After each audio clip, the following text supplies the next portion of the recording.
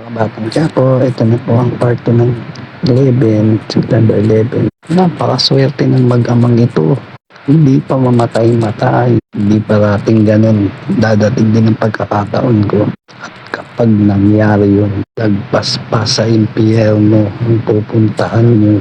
Sa mansyon naman, nag-usap si Ramon at si Don Julio. Hindi ligtas si Monique hanggat hindi nahuhuli ang utak ng nagpasabog ng bomba. Sagot si Don Julio. Ang maganda pa, agahan niyo ang pag-alis. Para na rin sa kaligtasan ng iyong asawa. Lumayo kayo agad. Yes, Papa. Hindi na mag-aalala ang pamilya ni Sally. Hindi na mag-aalaga sa pamilya ni Monique. Sumagot si Don Julio. Ako na ang bahala mag-alaga sa kanila. Sumagot si Ramon. Salamat, Papa. Pero pag nagkaroon ng aberya, sabihan mo lang ako. Pero tuloy ang pag-iimbestiga. Sumagot si Don Julio. Makakaasa ka, anak. Mabuti na rin at hindi mo pinakilala ang iyong anak sa kasal. Kung hindi, pinuntirya din siya ng mga kaaway.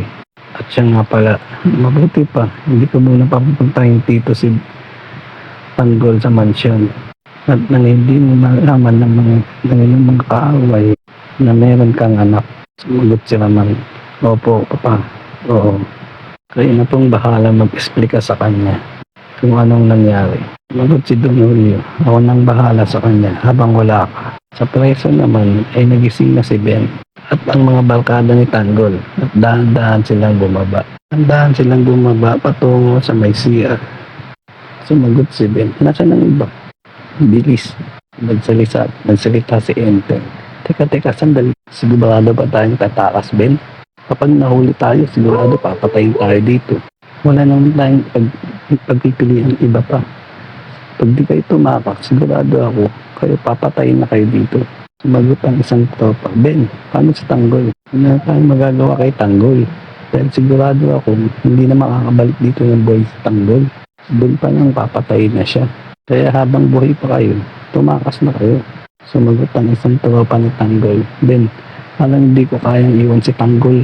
Ben, pag ginawa natin ito, parang natin din siyang tinalikuran. Hindi ba huwag niyo muna pairalin ng mga damdamin niyo? Kaya utak muna pairalin niyo. Dahil kapag hindi kayo umalis dito, mamamatay tayong lahat. Kaya tara na. Sumagot ang isa. Bahala na. At pumunta sila sa CR at binuksan ng selda at nilagari nila dahan-dahan. Tinanggal na ni Ben ang bakal at isa silang umakyat palayo. Dito tayo sa taas ha, sumunod lang kayo. Ngunit nakita sila ng isang gwardiya at pinaputokan sila. At sumagot si Ben, nakita tayo. Sumagot si Enteng, Ben, anong gagawin natin? Sumagot si Ben, kailangan natin bumalik. May mga armas yan, wala tayong laban. At nagsalita si Chief Espinas, putok ng baril yun ah. At nagsalita ang isang word, Chief, baka may nakatakas. Tingnan nyo, bilis. At nag-usap ang dalawang guard. Sigurado ka bang taong nakita mo? Baka pusa lang yun. At nagsalita ang isa. Mabuti pa, i-report natin kay Warden. At dahan-dahan lang bumalik sila Ben at ang tropa ni Tanggol. At nang nakabalik na sila sa CR ay pumunta na sila sa kanya-kanya nilang pwesto. Nagkunya-kunya rin ang tulog. At dumating ay isang nagbabantay. Chinik ng flashlight sa bawat pwesto nila. At sinabi niya, at nagtanong ang isang guard, ano nangyari? Tinitingnan ko lang, may nakatakas daw. Salita ang isa, walang nakatakas dyan, binantayan namin yan.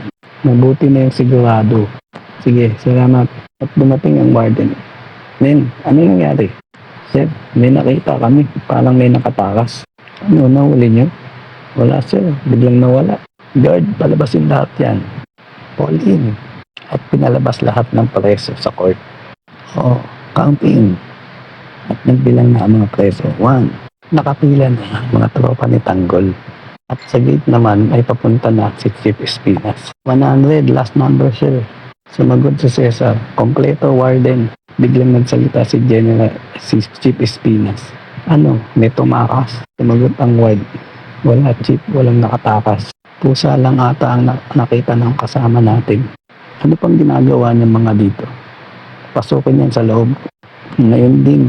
At nagsalita si Espinas. Hindi ako naniniwala. Alamin mo, may nagtangka dyan. Alamin mo kung sino. Aalamin ko, Chip. At sa preso naman, bit ni Baboy si Tanggol papunta sa selda nila. At nang makarating na sa selda niya, ay sinabi ni Baboy na, kayo nang bahala dito ah. At pinasok na si Tanggol sa selda nila.